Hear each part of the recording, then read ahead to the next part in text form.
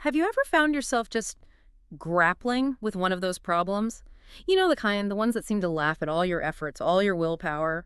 Maybe it's a relationship thing that just won't resolve, or um, a health issue that doctors can't quite pin down, or even just feeling overwhelmed by, well, everything going on in the world. We pour so much energy into trying to control things, holding on so tight to this idea that we can fix it all. Right. That feeling is so common, that sense of needing to grip tighter. But there's a real danger in that tight grip, isn't there? It doesn't just make us miserable. It can actually blind us to the real solutions, leaving us feeling drained, frustrated, defeated. Absolutely. Stuck in that cycle. Well, today's deep dive is about something really different. It's a counterintuitive idea, actually. We're exploring the concept that there's a profound kind of strength, maybe even courage, in admitting something we usually see as weakness, powerlessness. That word itself can be so jarring. It really can. We're going to look at how truly acknowledging our limits, learning to surrender what we just cannot control, actually opens the door.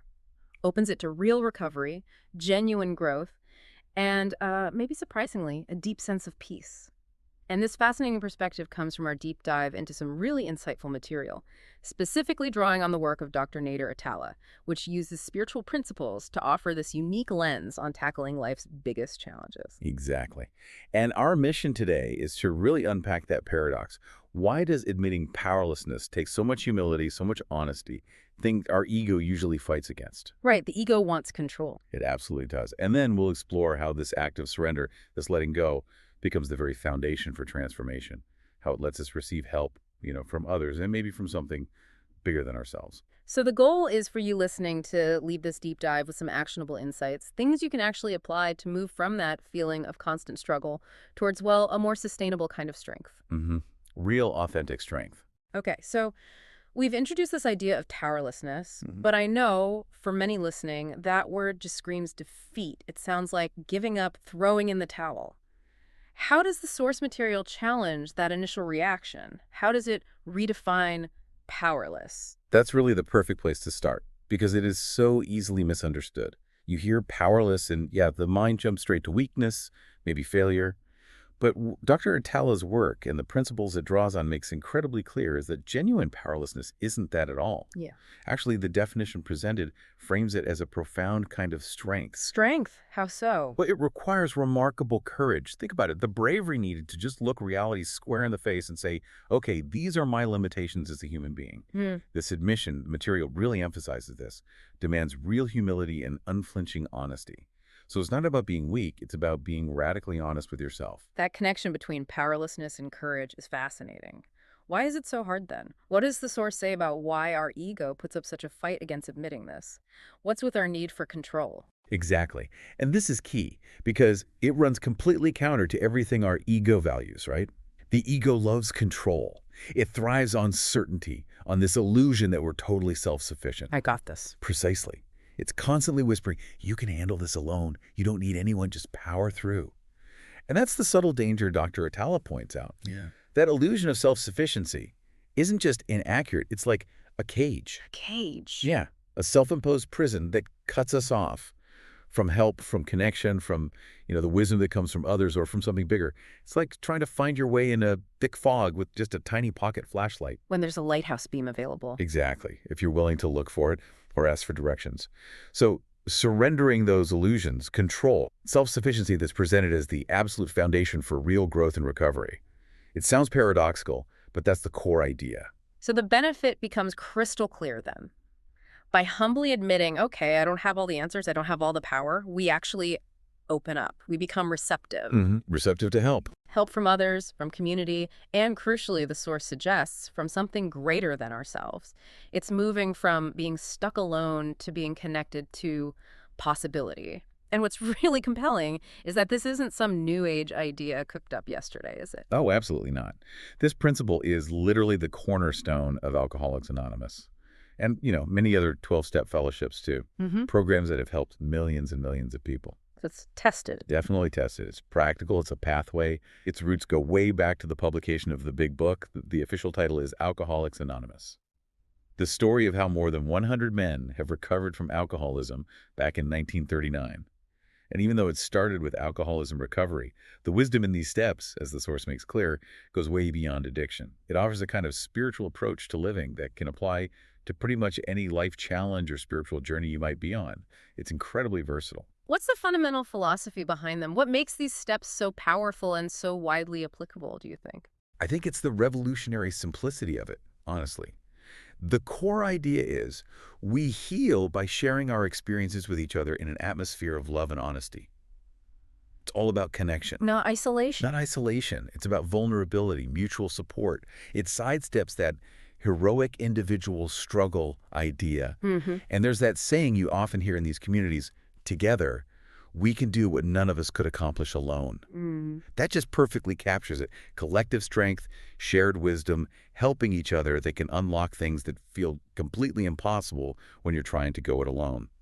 Just to give everyone the full picture, let's quickly list the 12 steps. We'll focus mainly on the first 3 today, as our source material does, because they really set the stage for everything else.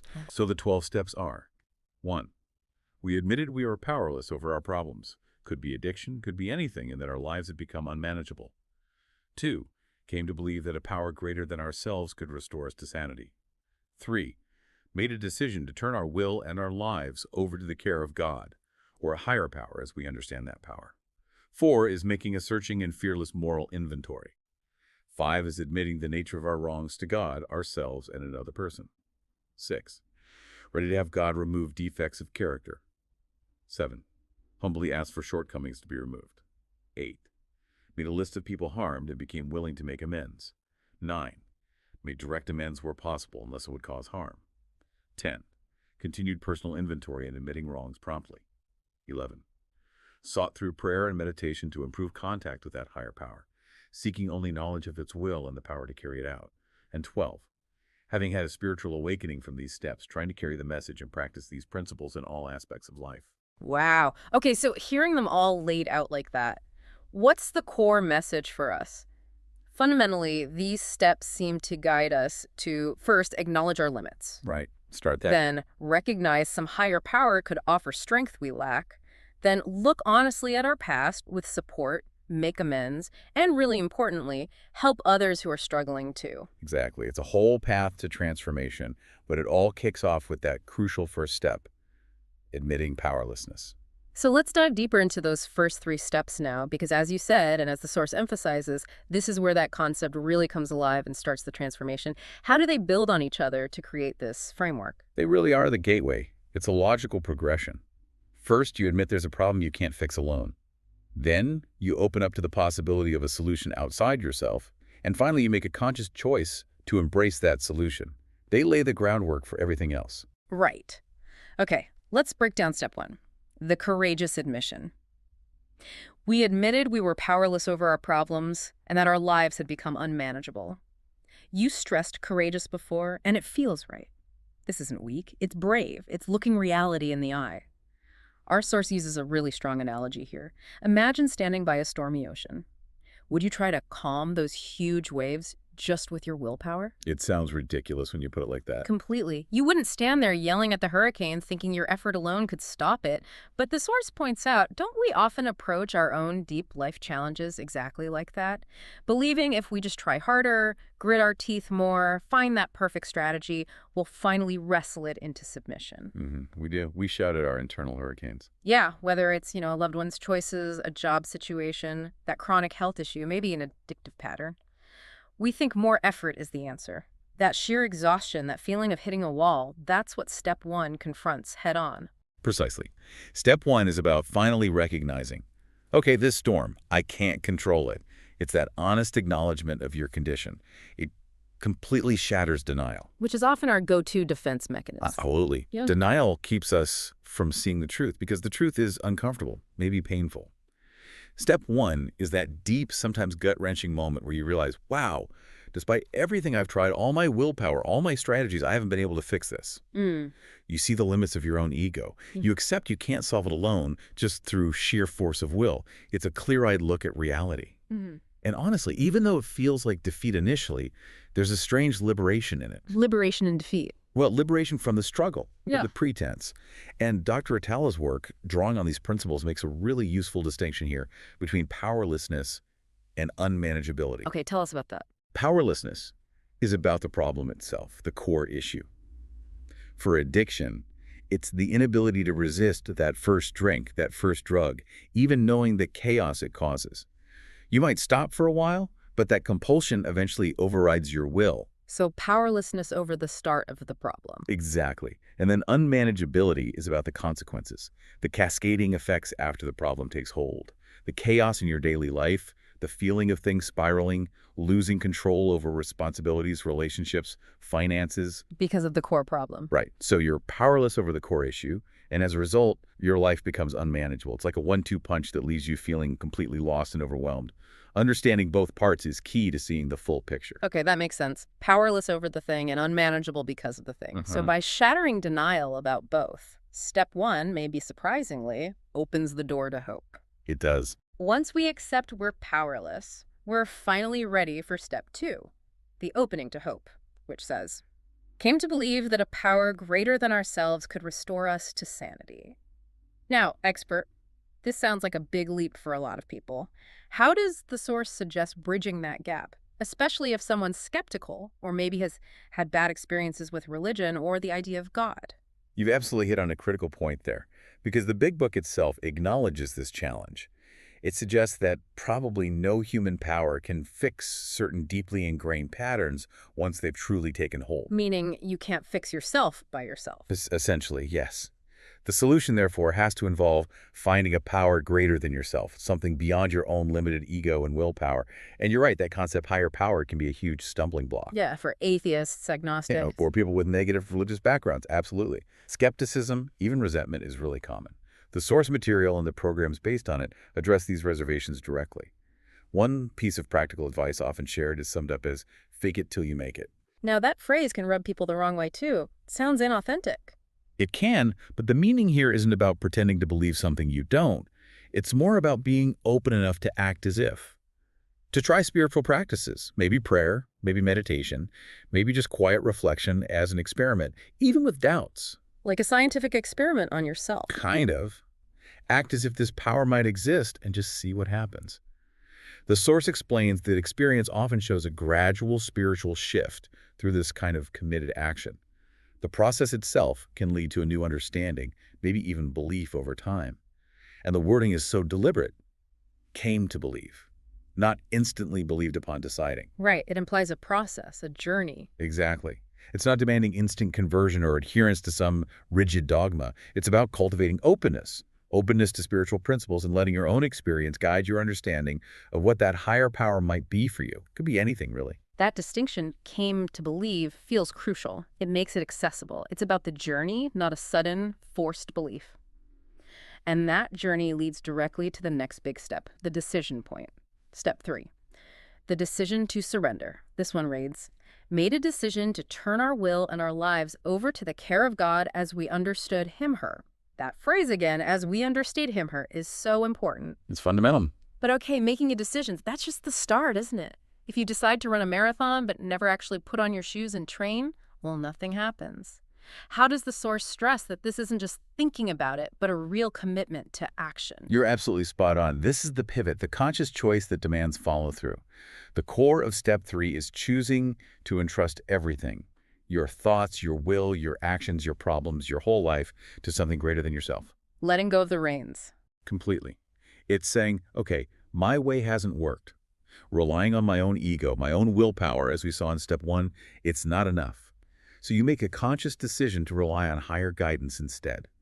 It's that moment of actively choosing to, metaphorically, step out of the driver's seat and trust that there's a more capable, benevolent force available to guide the way. And the source material actually offers this beautiful surrender prayer that really captures the essence of step 3. It goes, God, higher power, I offer myself to you to build with me and to do with me as you will. That's powerful. It continues, relieve me of the bondage of self, that I may better do your will. Take away my difficulties, that victory over them may bear witness to those I would help of your power, your love, and your way of life. May I do your will always. See how it articulates that desire. To release the ego's grip, align with something loving and constructive. It's not passive waiting, it's an active daily commitment to seek that guidance and cooperate with it. And that follow-through is everything. A decision without action is just wishful thinking. You have to start living as if you've made that decision, seeking guidance, but also, importantly, letting go of needing specific outcomes. Yes, trusting the process. Learning when to act and when to wait, when to push and when to allow. And there's that perfect prayer that balances the surrender, isn't there? The serenity prayer. Yes. So fundamental. God, grant me serenity to accept the things I cannot change. That's the powerlessness piece. Courage to change the things I can.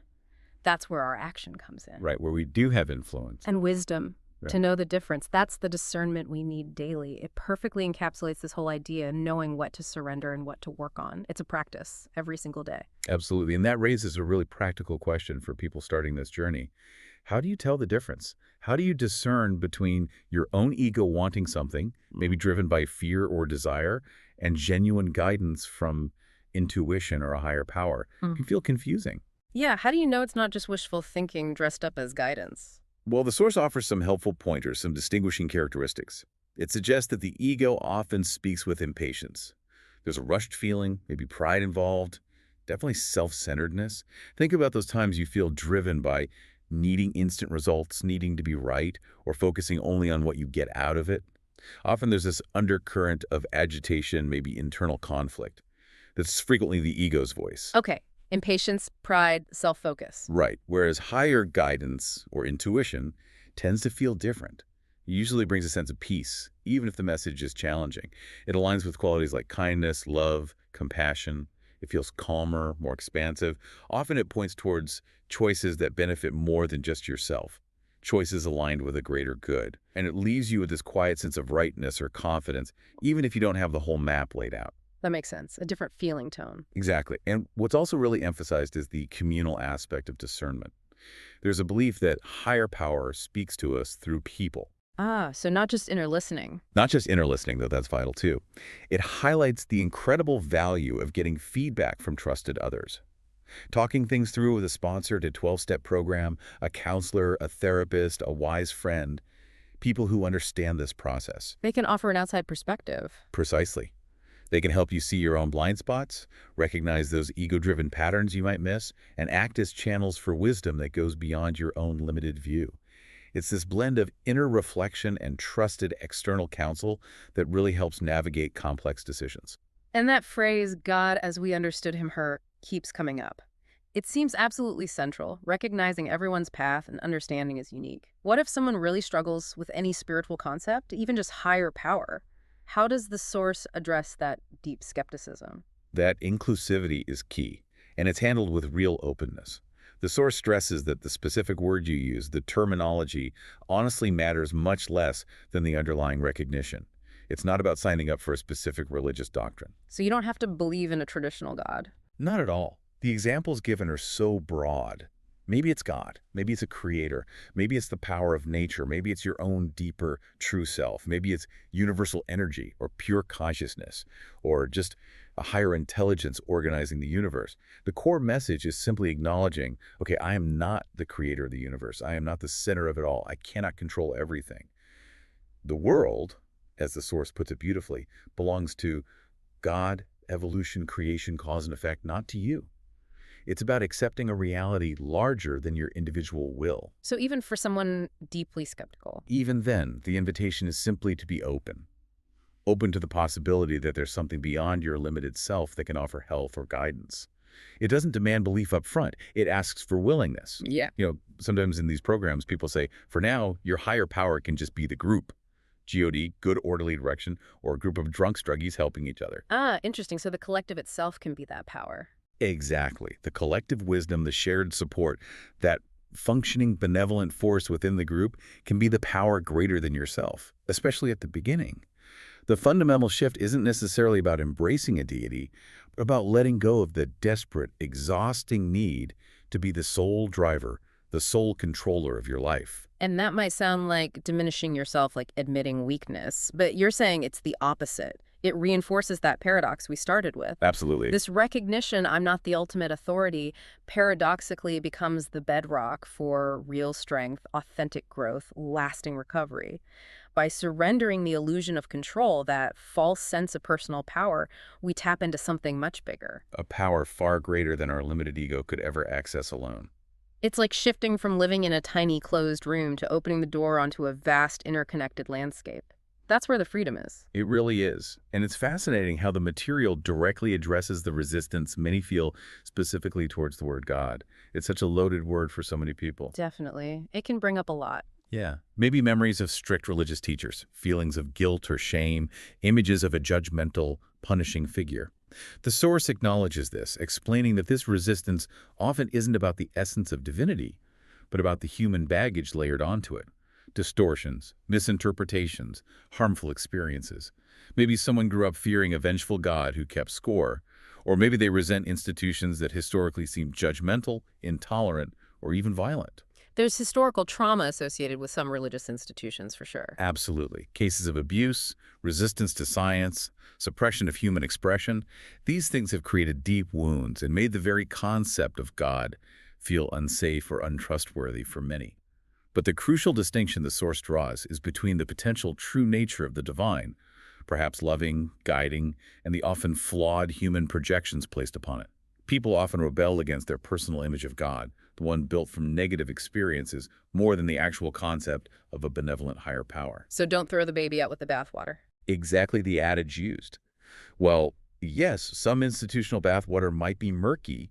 Discarding the potential spiritual essence because of it could mean losing something truly valuable and healing. The point is, the higher power envisioned in these recovery paths is fundamentally loving and supportive, not punitive. It's about finding a source of unconditional acceptance and wisdom, whatever form that takes for you. Okay, so given all that complexity, how we perceive a higher power, the baggage we might carry, is belief actually helpful? Is it good or bad for us? The research must have looked into this. What does science say about spirituality and well-being? The research is really interesting here and quite nuanced. It strongly suggests that it's not just whether you believe, but what you believe about that higher power that matters most. How so? Well, studies consistently find that having a positive image of God, seeing that power as loving, caring, supportive, merciful, powerful, in a helpful way, correlates strongly with better mental health and overall well-being. That makes intuitive sense. Feeling supported versus judged. Exactly. If you feel guided by a benevolent force, it provides comfort, meaning, strength, especially during tough times. It fosters hope, reduces anxiety. You feel less alone. Conversely, and this is the critical part, believing in an angry, punishing, unforgiving God tends to create fear, guilt, resentment, and can actually worsen mental health outcomes. Wow. So belief can be detrimental if the image is negative. Highly detrimental. Which is why that personal understanding, as we understood him here, is so vital. A higher power that feels like a source of constant judgment becomes a major stressor, not a source of solace. And here's a really surprising finding from some research. Having no belief in God at all might actually be better for mental health than believing in a vengeful, punitive God. Really? Atheism is better than belief in a bad God. According to some studies, yes. Yeah. It really highlights just how toxic a negative spiritual framework can be. That fear-based belief system seems more damaging than having no belief system of that kind at all. What about believing in a distant, uninvolved God, or just being atheist agnostic? The research suggests those positions, a distant God or no God, tend to have relatively neutral effects on mental well-being compared to the extremes. People in those groups don't seem to get the significant mental health boost associated with the loving God concept, but they also avoid the detriment associated with a punitive one. So the clear takeaway is, our specific understanding of the divine, the quality of that perceived relationship, matters far more than just the simple yes-no question of belief. Precisely. And this ties directly back to the effectiveness of 12-step programs. Their success often hinges on participants developing a conception of a higher power that is loving and supportive, not judgmental, finding that empowering spiritual connection becomes a core resource for recovery. Which brings us back to the overall effectiveness. Is there solid evidence that this whole framework, powerlessness, spiritual awakening via the steps actually works? Yes, the evidence is remarkably strong, especially when you look at rigorous research. It's not just heartwarming stories, though those are powerful too. We're talking systematic reviews. For instance, a major analysis published in the Cochrane Library, they're known for extremely high scientific standards, looked at Alcoholics Anonymous and similar 12-step facilitation programs. They found them to be incredibly effective. More effective than other therapies? In some key ways, yes, particularly for achieving continuous abstinence.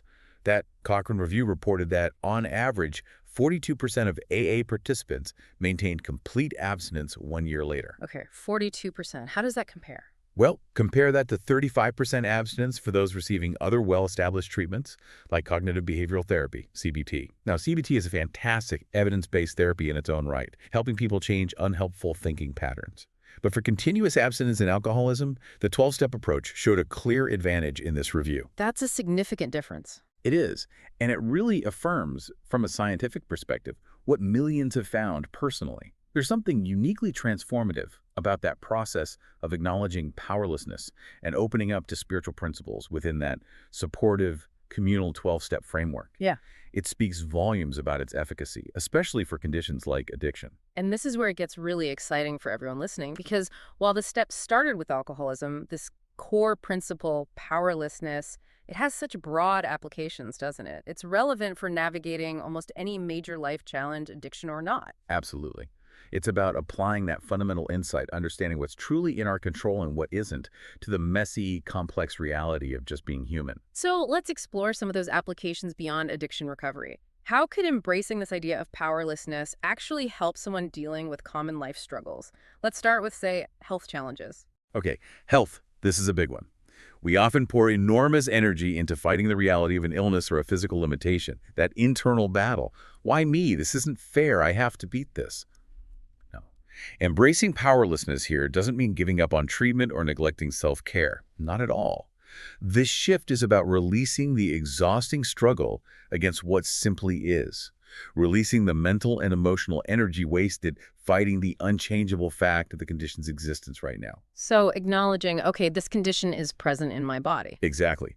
You recognize that while you can actively pursue treatments, manage symptoms, advocate for yourself, make lifestyle changes, all the things you can influence, you ultimately cannot force your body to heal on your timetable or command the illness to simply disappear. So where does the energy go instead? It gets redirected. All that fierce energy that was fighting reality, it gets channeled into what you can influence. Adhering to your treatment plan, finding ways to adapt, building a strong support system, focusing on quality of life, finding moments of peace or joy despite the challenge. Think about someone with chronic pain, maybe like the example you mentioned earlier, Maria with migraines. For years, she might fight the pain itself, getting angry at her body. That's exhausting and often counterproductive. But when she admits, okay, I am powerless over the existence of this pain right now, she can shift. Instead of fighting the wave, she focuses her energy on navigating it, using her pain management tools strategically, practicing self-compassion, maybe adjusting her activities for the day. It's not passive acceptance. It's a strategic redirection of resources away from a futile battle. That makes sense. Strategic surrender, almost. What about relationship difficulties? That feels like a minefield for control issues. Oh, absolutely. It's probably the most common arena where we try to exert control, often unconsciously. We spend so much energy trying to manage or change other people's feelings, their choices, their reactions, their behavior. Trying to fix them or make them see things our way. Exactly. We try to orchestrate outcomes. Yeah. But the fundamental truth, the one step one points to, is that we are ultimately powerless over another person's internal world and their free will. You cannot make someone feel something or choose something. So what's the liberation in admitting that? The liberation is that it frees you. It frees you to focus your energy where you actually do have influence on your own responses, your own communication, your own actions, the boundaries you set. You stop trying to control the other person and start managing yourself. Can you give an example of how that sounds? Sure. Instead of thinking, I need to make my partner understand this, or how can I get them to stop reacting that way? The shift might sound like, okay, I am powerless over my partner's emotional reaction right now. I can't control how they feel or choose to respond. What I can do is communicate my own feelings clearly and respectfully. I can set a boundary if needed. I can choose how I react to their reaction. It shifts the focus entirely back to yourself. Entirely. And that often leads to more authentic, less conflict-driven interactions. The dynamic shifts from a power struggle to a space of mutual respect for individual autonomy and personal responsibility. Okay, what about areas like career and financial stress? So much feels out of our control there. The economy, company decisions. Right. External factors like economic downturns, industry shifts, company restructurings, these are largely beyond any single individual's control. We see layoffs happen, markets fluctuate. Acknowledging powerlessness over that broader landscape isn't about becoming passive or giving up on your goals. It's about shifting focus from worrying about or trying to manipulate those huge external forces to concentrating energy on what you can influence. Which would be? Things like proactively developing new skills, building a strong professional network, cultivating flexibility and adaptability in your career path, strengthening your financial literacy, building resilience to handle setbacks. You can't control if the economy tanks, but you absolutely can control how prepared you are and how you respond when challenges arise. Makes sense. Let's touch on parenting challenges. Parents naturally want to protect and guide their kids, but that can easily slip into over-control, right? Definitely. Parents often invest enormous energy trying to control exactly who their children become, their choices, their friends, their paths. It comes from love, of course, but it can become an exhausting and often counterproductive effort to micromanage another human being's development. Leading to stress for everyone. Huge stress for the parents, and often resentment or rebellion from the kids. The shift here, through the lens of powerlessness, is recognizing that while providing guidance, structure, support, and unconditional love is absolutely vital, essential parenting tasks, children ultimately have to find their own way. They have their own personalities, their own journeys. Admitting powerlessness over the outcome frees parents from that impossible burden of trying to guarantee who their child becomes. It allows space for the child to develop authentically, hopefully within the safe container the parent provides. It fosters trust and respect, rather than a dynamic built on control and compliance. And the ultimate one, aging and mortality. Ah, yes, the big one. This is perhaps the most profound arena of powerlessness we all face. No amount of wishing, no magic pill, no sheer force of will can stop the aging process or prevent death eventually. It's a fundamental reality of existence. So how does acknowledging powerlessness help here? It sounds potentially depressing. It can sound that way initially, but the shift it allows can be incredibly life-affirming. When we stop denying or resisting the reality of aging and mortality, when we acknowledge our powerlessness over these fundamental forces, we can shift our focus. Instead of wasting energy fighting the inevitable, we can channel it into living more fully now, finding meaning within our finite lifespan, appreciating the preciousness of each moment, connection, experience, embracing the beauty and poignancy of impermanence rather than living in fear or denial of it. This surrender can lead to a much deeper, richer engagement with life and paradoxically profound peace. Okay, so we've seen how this applies across so many areas. Let's circle back to that core paradox. How does admitting weakness, powerlessness, actually create strength? It still feels like turning logic upside down, but the source insists this is where the magic happens. What are those transformative shifts that occur when we finally let go of trying to control the uncontrollable? It truly is an alchemy, a transformation that happens internally. When you genuinely release that exhausting effort, that white-knuckled grip on things you were never meant to control, several key shifts start to unfold, as the source outlines. First, as we touched on, there's a huge energy redirection. Think of all the energy you pour into worrying, manipulating, fighting reality, trying to force outcomes. It's immense. Like spinning your wheels in mud. Exactly.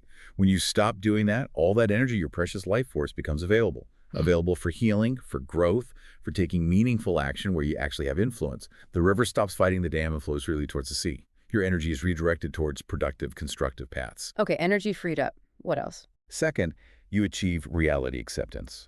You finally start dealing with life as it is, not as you desperately wish it were or as your ego demands it should be.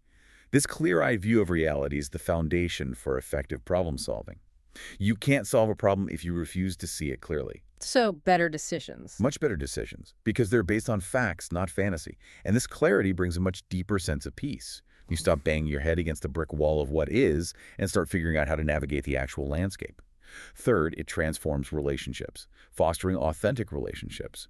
When you stop trying to control other people, their feelings, choices, behaviors, the dynamic changes completely. The power struggles lessen. People can relax around you, be themselves, because they don't feel constantly managed or judged. Trust can grow. Exactly. It allows for genuine connection, mutual respect, collaboration, because you're relating to them as they are, not as you wish they were. Fourth, there's often a deepening spiritual connection. By admitting your own limitations, acknowledging your ego isn't the supreme commander, you create space. Space for something larger to work in and through you. Whatever you conceive that to be. Whatever you conceive it to be, God. Higher consciousness, intuition, collective wisdom. You become more receptive to guidance, insights, strength that originates beyond your own limited perspective. It's like tuning into a frequency that was always there but drowned out by the ego's noise. And finally, perhaps the most immediate feeling is just profound relief. Seriously, the weight that lifts when you stop pretending you have control over things you never did, other people's choices, health outcomes, global events, the future. It's immense. Letting go of that burden. Yes. It's like putting down a massive, invisible backpack you didn't even realize you were carrying. You feel lighter, freer. And again, this isn't apathy. It's intelligent energy management. It leads to peace, yes, but also to greater effectiveness in the areas where you can make a difference. That sounds incredibly liberating. Which brings us to the practical side. How do we actually do this? It's one thing to understand the concept, but how do we practice powerlessness day to day? It sounds like it needs to become a habit, a skill. What are some concrete tools or practices the Source suggests? And it definitely requires practice, like building any muscle. But the Source offers some really great, tangible ways to cultivate this. A powerful starting point is the Serenity Prayer practice. We mentioned the prayer earlier. Make it a daily ritual. Say it and then reflect. Exactly. Say the prayer, and then consciously take a few moments to apply it to your current situation. Ask yourself, okay, what here am I trying to control that is actually beyond my power? Where can I realistically exert influence? And what parts must I simply accept and release? Doing this daily helps train your mind to make that distinction automatically over time. Another powerful technique is using the letting go ritual, because sometimes we need something physical or symbolic to make the internal shift feel real. The Source suggests things like writing down the specific things you're trying to control onto a piece of paper and then safely burning it, watching the smoke rise, symbolizing release. A visual release. Or visualizing putting those burdens into a small boat and watching it drift away down a river until it's out of sight. Or even just the simple act of consciously clenching your fists tight, feeling the tension of control, and then slowly opening your hands while exhaling, physically releasing the grip. These rituals bypass the analytical mind and speak directly to the subconscious. I like that. What about our thoughts and words? Great point. The language shift is key. Start noticing your internal and external language. How often do you say or think things like, I can't stand it when he does that, or they should do this, or this has to work out? That language signals resistance and control. Practice shifting it. Instead of, I can't stand it when, try noticing, okay, I'm noticing this is happening and I feel frustrated. Instead of, they should, yeah, maybe I have a preference for. Or more importantly, how can I respond effectively to this situation as it is?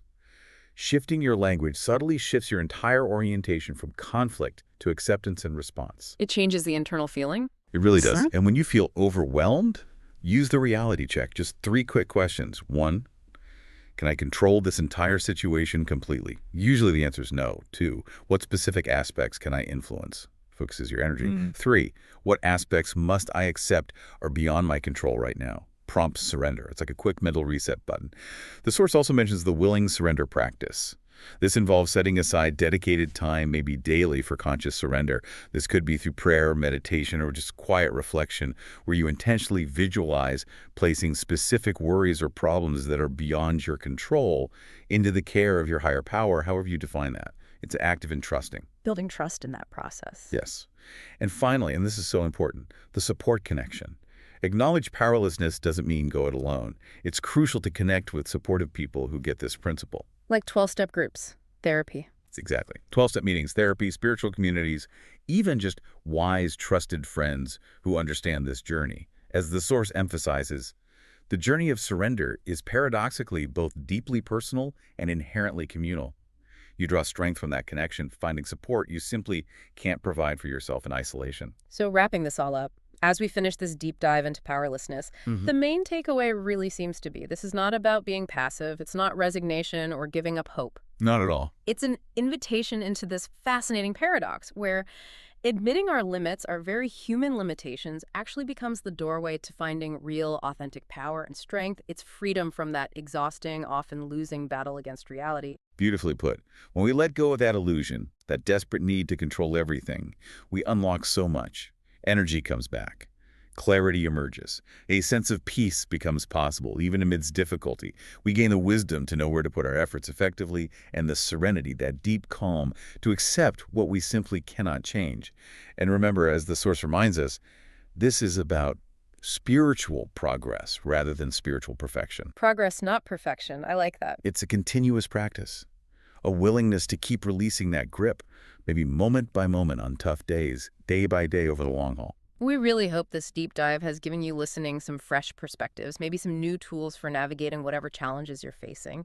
And perhaps consider this final thought to reflect on. What might actually become possible in your life right now if you consciously release that exhausting effort to control what you know deep down you cannot control? What new space might open up? What kind of authentic power could flow through you if you stop trying to generate it all yourself? Because that journey towards finding strength and surrender, that paradoxical power, it really begins with one simple yet incredibly courageous admission. Okay, I am powerless over this specific thing. And right there, in that honest acknowledgement, I begin to find a whole new kind of power.